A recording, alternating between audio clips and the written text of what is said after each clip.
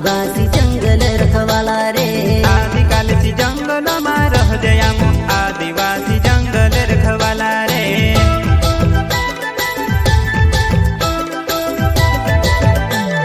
जल जंगल जमीन काजे पूजे रे आदिवासी दुनिया ने रखवाला रे।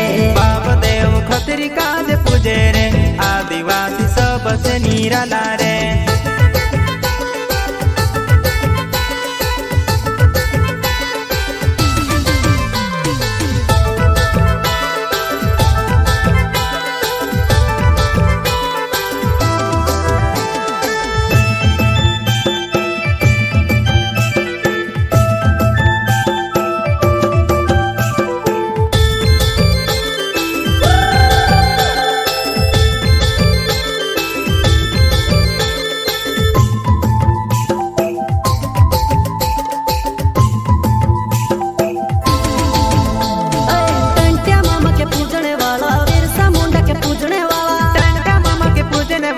बिरसा मुंडा के पूजने